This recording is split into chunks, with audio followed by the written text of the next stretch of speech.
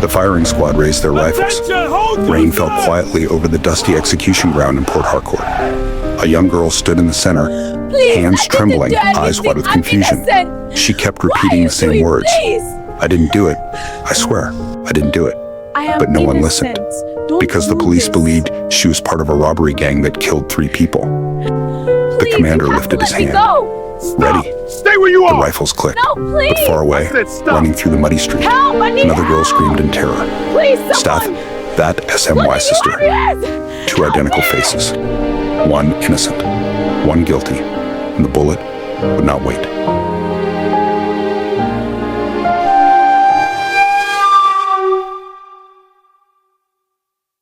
Welcome to Tales by Mnandi. Subscribe, like, and comment as we journey through another episode. In Port Harcourt, on a humid Tuesday morning thick with hospital antiseptic and diesel fumes from the road outside, 2 girls were born within 7 minutes of each other. The nurses laughed when they placed them side by side. Identical. Same smooth brown skin, same full lips, same perfectly shaped brows, same tiny birthmark just beneath the left ear.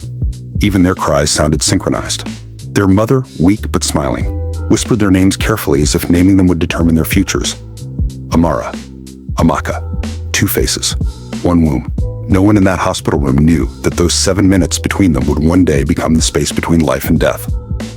From childhood, the differences were subtle at first. Amara cried softly, Amaka screamed. Amara slept when rocked. Amaka fought sleep like it was punishment. Their father would joke, one came with peace, the other came with fire. By the time they were 5, the distinction was undeniable. Amara preferred sitting beside her mother in the kitchen, asking questions about everything. Why does steam rise? Why does oil bubble? Why does fire burn? Amaka preferred climbing gates, chasing boys down the street, and daring herself to jump from heights that made adults shout in panic. They were mirrors physically, but internally they were opposite currents. Primary school exposed the divergence. In class, Amara's exercise books were always neat, margins straight, handwriting careful, corrections minimal. She raised her hand before speaking. Teachers used her as an example. Amaka? Her uniform was rarely clean by noon. Her socks never matched. Her books carried doodles instead of notes.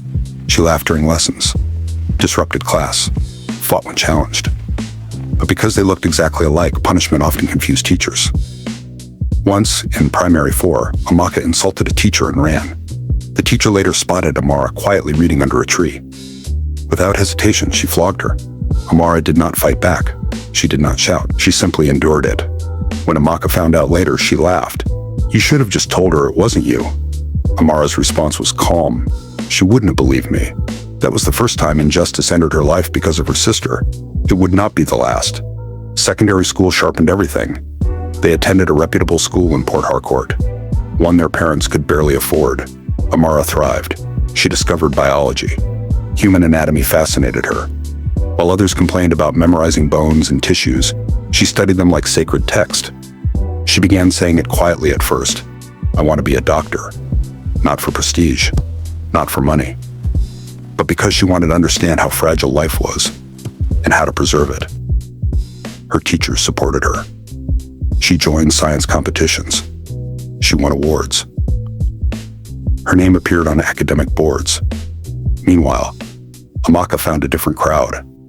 Louder, older, more reckless. Boys who didn't care about grades. Girls who valued attention more than ambition. She started coming home late. Her phone was always locked. Her eyes carried secrets. The first shoplifting incident happened when they were 16. A small cosmetics store in town. Lip gloss. Bracelet. Nothing major. She was caught. Their father was called. He paid quietly, begged the shop owner not to involve police. That night, their house was silent. Amara sat beside her sister in their shared room. You're better than this, she said softly. Amaka stared at the ceiling. Better than what? Better than wasting yourself. Amaka turned her head slowly. We have the same face. You think you're better because you read books? It wasn't jealousy, it was resentment. Resentment that someone with her face was becoming everything she refused to be. University admission season arrived. Amara passed her exams with distinction. She was admitted into medicine at a federal university in Rivers State. Their parents cried. Neighbors congratulated them. Church members prayed over her. Hope had a face, and it was identical to the face of the girl slipping further into darkness. Amaka did not gain admission. She claimed she didn't care. But the boys she now followed were no longer just unserious youth. They were dangerous. They spoke in codes. They disappeared for nights. They suddenly had money. New shoes. New phones. Whispers began. Armed robbery incidents had increased in some parts of Port Harcourt. Masked men. Quick operations. Violent escapes. Amaka began lying more often. She would say she was sleeping at a friend's house. But sometimes she returned with mud on her shoes. And eyes that avoided mirrors. The night she fully crossed the line, it didn't feel dramatic. It felt normal. They met in an abandoned building near a mechanic workshop. 4 boys. 1 driver. 1 lookout. And her. She was given a mask. A small pistol. Just stand. Don't panic. We're in and out. Her heart pounded. But adrenaline felt powerful. This was not shoplifting. This was control. She told herself she would never get caught. Because she was careful. Because she was smart. Because she had a face that could confuse the world. Before leaving, she removed the mask briefly to breathe. One of the boys laughed. Relax. Nobody will see you. She smirked. Nothing will ever catch me. That sentence would echo later. But not the way she imagined. That same night, in a hostel room lit by a dim bulb, Amara was studying the cardiovascular system. Tracing diagrams of the human heart. Learning how delicate arteries were. How easily life could stop. She had no idea that somewhere across the city, her identical face was stepping into a crime that would one day stop her own heart. Port Harcourt does not truly sleep. Even past midnight, generators hum like restless spirits. Distant music leaks from bars in GRA. Tankers groan along East-West Road. Street dogs bark at nothing. And somewhere within that living, breathing city, Amaka stood at the edge of a decision she could no longer undo. She wore black. Black hoodie. Black jeans. Face mask folded beneath her chin. Her braids were tucked back tightly, but a few strands escaped near her temples. Her hands trembled. Not from fear. From anticipation. The abandoned building near the mechanic yard smelled of oil and rust. The boys moved with routine confidence. They were no longer amateurs. Their voices were low, controlled. Target closes by 1:15 a.m. Security man is old. Quick entry. Grab cash. Out in 3 minutes. Amaka said nothing. She had crossed this line before, but tonight felt different. Maybe it was the humidity pressing harder against her lungs. Maybe it was the silence between jokes. Or maybe it was the thin awareness that luck is not permanent. Across the city, in a quiet university hostel room, Amara adjusted her glasses and traced the chambers of the heart in her anatomy textbook. Left atrium. Right ventricle. She whispered the terms softly, committing them to memory. Life, she believed, was precise, orderly, structured. She did not know that at that same moment, her identical face was preparing to threaten life for money. The vehicle rolled out at 12:47 a.m., no headlights for the first stretch. Engine low, 5 bodies inside. Amaka sat between 2 of the boys, her knee bouncing slightly. One of them nudged her. Relax, we've done this before. She forced a smile. But something inside her chest felt tight. They reached a small pharmaceutical warehouse on the outskirts of town. It wasn't random. They had studied it. Cash kept overnight. Minimal security. Easy escape route. The driver cut the engine. Silence swallowed them. Masks up. Weapons ready. They moved. The old security guard barely had time to stand. One of the boys shoved him down. Amaka stood near the entrance, pistol raised, scanning the road. Her breathing grew louder in her ears. Inside, metal drawers were yanked open. Money bags stuffed quickly. Then, headlights. Unexpected. A patrol vehicle turning slowly down the same street. Someone cursed under their breath. Police. It wasn't supposed to happen. Not tonight. Not here. The patrol vehicle slowed. Suspicion triggered. Doors opened. 2 officers stepped out. Flashlights slicing through darkness. Who's there? Everything fractured in seconds. One of the boys panicked and fired. The sound ripped through the air. Gunshots exploded from both sides. The old security guard screamed. Metal clanged. Glass shattered. Chaos swallowed structure. Amaka ducked behind a stack of crates, heart pounding violently. A bullet tore through wood inches from her head. She ran. Not strategically.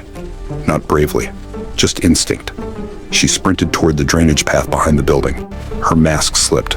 She pulled it down to breathe. For just a second, 1 second too long, a flashlight beam caught her fully. Clear. Unmasked. Breathing hard. Face illuminated. One of the senior officers froze. He saw her. Not vaguely. Not partially. Completely. Her smooth brown skin. Full lips. Perfect brows. The small birthmark beneath her left ear. Their eyes locked for 2 long, irreversible seconds. Then she jumped into the drainage channel and vanished into darkness. The shootout ended within minutes. 2 of the boys were captured. 1 injured. 1 escaped with the driver. But the officer who had seen her face did not forget. He stood still for a moment after the chaos settled. That girl, he muttered quietly. I saw her clearly. He wasn't guessing. He wasn't uncertain. He was sure. Amaka did not stop running until her lungs burned. She reached an unfinished building several streets away and collapsed against the wall. Her hoodie was torn. Her hands scraped, her chest heaving, but she was alive. She laughed weakly. I'm fine, she whispered to herself. I always escape. She did not know that the most dangerous thing that night was not the bullets, it was recognition. At 3:18 a.m., the officer began making calls. Description, height, facial details, birthmark location, estimated age. By morning, the investigation had started moving quietly, through informants, through neighborhood networks, through old school records, through social tracing. Faces like hers are rare, but not impossible to find, especially when they share an address. Later that morning, Amara walked across campus carrying her stethoscope practice kit. Her braids neatly arranged, her posture upright, focused, unaware. As she passed a group of students discussing the early morning robbery on social media, she barely listened. Crime was common, violence distant. It had nothing to do with her, or so she believed. Meanwhile, a police vehicle slowed quietly in front of a modest family house in Port Harcourt. An address had been confirmed. A description matched. The officer stepped out slowly. He studied the house. He was patient, certain. Get the warrant ready, he said calmly. Inside that house, 2 framed photos hung side by side, identical girls, smiling, same face, different futures. The city had seen one of them, but it did not yet understand that it had seen both. The officer who saw her face that night could not forget it. The smooth brown skin, the braided hair, the small birthmark beneath her ear. What the officer didn't know was that the girl he saw had an identical twin, and 3 days later, an innocent girl would stand before a firing squad. The morning air in Port Harcourt was thick with heat, humidity clinging like wet cloth to every surface. Birds chirped lazily, the river glistened in the distance, and the streets were alive with the distant hum of markets opening. But in one quiet street, silence held a grip stronger than fear itself. The police van stopped outside a modest, yellow-painted compound. The officers inside were calm, professional, and certain. This time, there would be no escape. Inside, Amara, 17, smooth brown skin, full lips, perfectly shaped brows, small birthmark beneath left ear, long, neatly braided black hair, wearing her neat blue and white school uniform, stepped out of her room carrying her stethoscope kit. She hummed softly, unaware of the eyes watching her. This is the house. Prepare for entry, the senior officer said quietly. They moved with precision. One officer knocked. Silence. Another knocked. Nothing. Amara stepped outside, adjusting her glasses. She noticed the men in uniform, but assumed they were community police visiting about a stolen motorcycle report. Before she could ask questions, the door burst open. Officers rushed inside. One grabbed her by the arm. You're under arrest, the officer said firmly. Amara froze. Her heart raced. For what? Don't resist. She struggled briefly. Panic gripped her chest, but it was no use. Her hands were cuffed behind her back. Her uniform, neat and precise, now contrasted violently with the roughness of the handcuffs biting into her wrists. The neighborhood watched in confusion. Mothers shielded children's eyes. Fathers muttered prayers under their breath. Her twin sister, Amaka, had left the house hours earlier, confident she had slipped away into the dark. She had no idea the city's net had already found its mark. And by coincidence, her identical face would be the undoing of her innocent twin. Inside the police van, Amara's mind raced. How could this be happening? Her pulse thumped loudly in her ears. Every memory of the past day, every precise action, every small act of obedience she had maintained, all counted for nothing here. Meanwhile, the officer who had seen Amaka's face at the warehouse arrived at headquarters. He studied the photographs and surveillance footage, cross-referencing records. His eyes narrowed.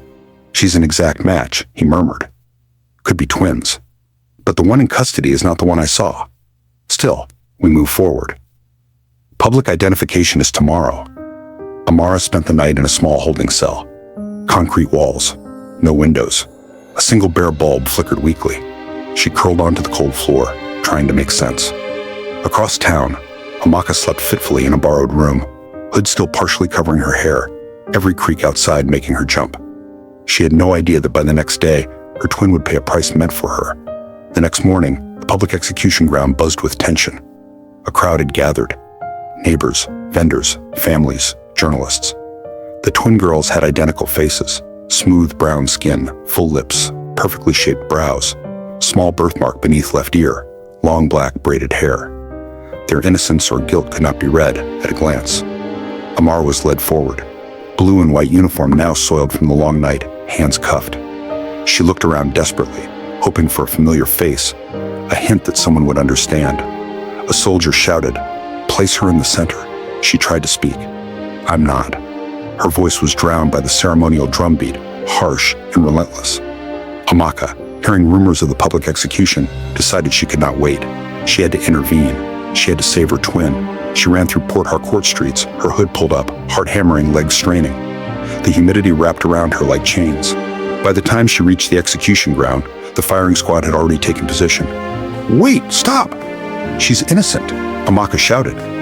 But the officers were professional, unmoved by cries. Her twin, Amara, stood firm in the center, face pale, eyes wide. Innocence had never felt so heavy. The commanding officer raised his arm. Do this. Gun muzzles glinted in the morning sun. Time slowed. Amaka screamed, "She's not the one. Stop, please."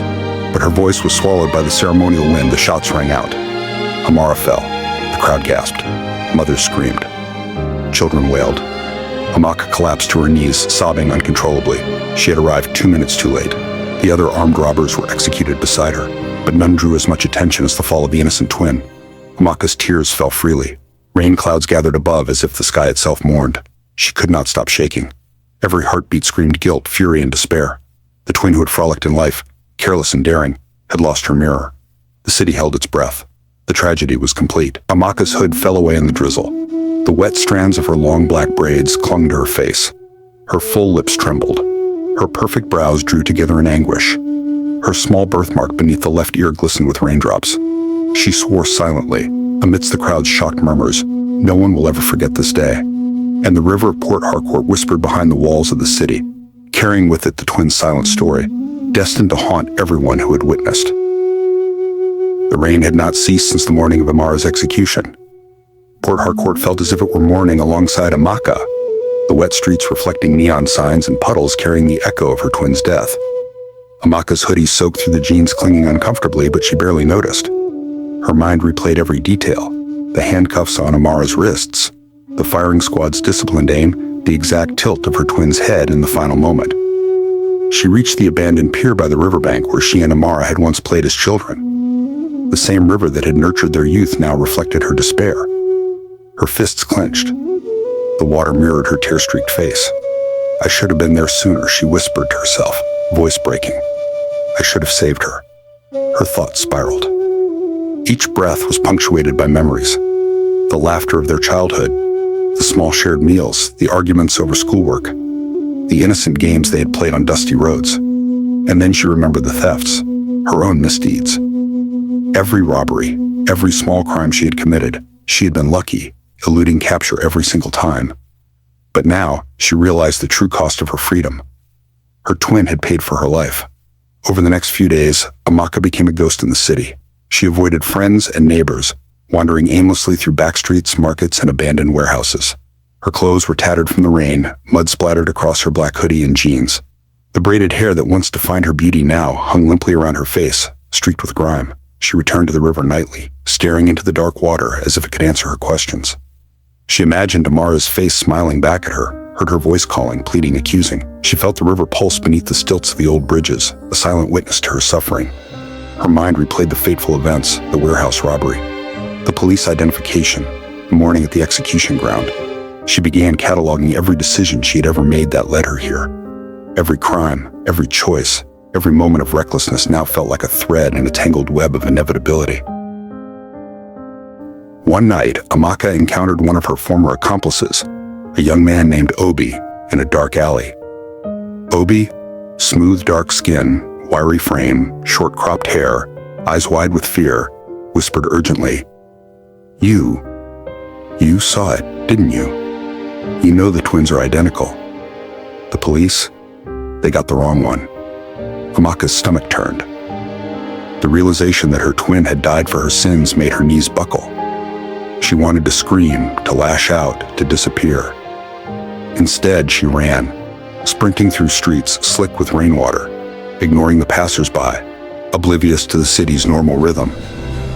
That night, she climbed the stilts by the old river docks, staring down into the dark current. The same water that had carried her and her twin's childhood now seemed like a mirror to her fractured soul. I will pay for this, she muttered. I will make them remember. I will make them all remember. Amaka's despair soon turned into a dangerous resolve. She remembered every officer who had been present at the execution, every witness who had applauded the justice done.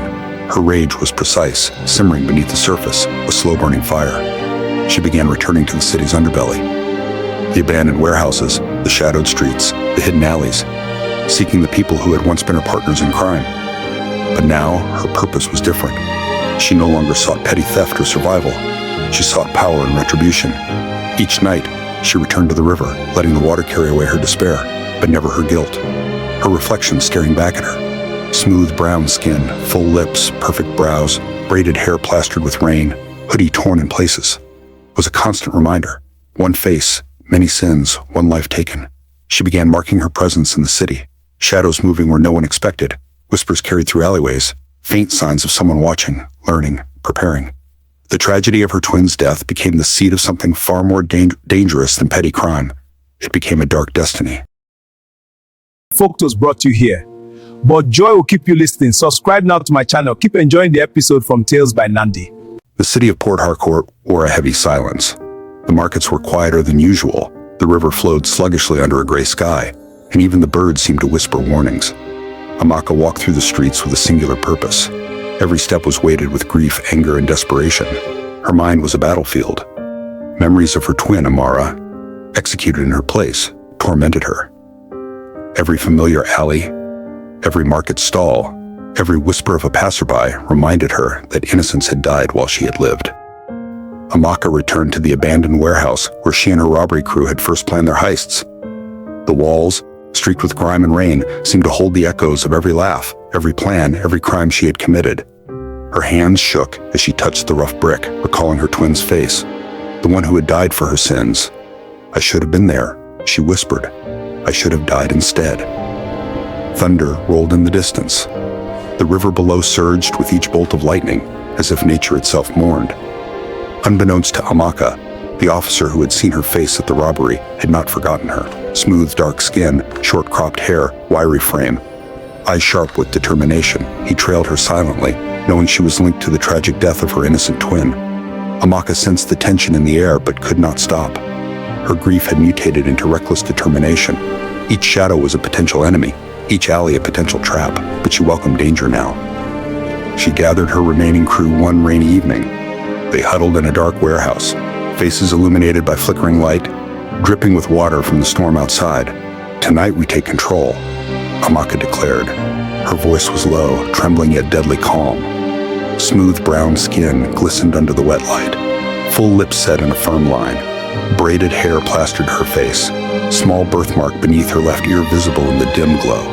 Her crew, wet and shivering, looked at her with awe and fear. She had become more than a girl. They feared her now, respected her. Her grief had sharpened her, hardened her resolve. The final confrontation with the police came at dawn.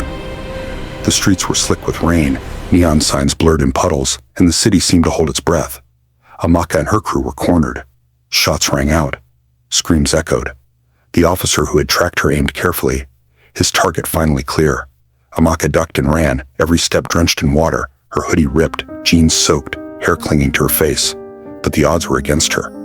One misstep, one flash of recognition from the officer, and the chaos collapsed around her. She ran through the crowd, desperate to escape, to avenge her twin, to survive.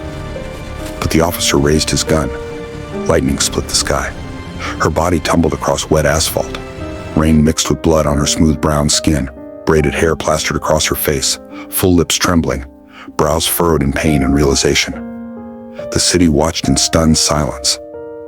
Amaka, the nonchalant, wild twin, the one who had survived countless crimes, fell.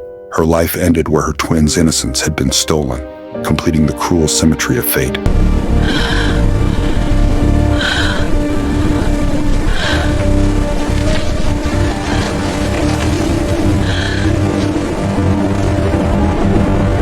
The rain continued unabated, carrying the sorrow of two identical lives through the streets of Port Harcourt.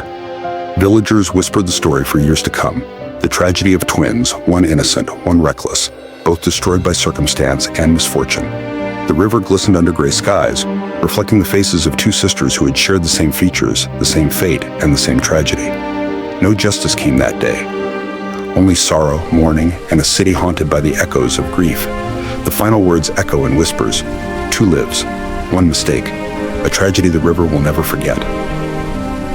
Thank you for joining us on Tales by Nnamdi, where the voices of our ancestors speak through every story. I hope this tale has touched your heart, stirred your imagination, and carried you into the world of our people. Remember, like, comment, and subscribe so you never miss another journey into the wonders of folklore. Until next time, let the stories guide your soul and awaken the spirit within.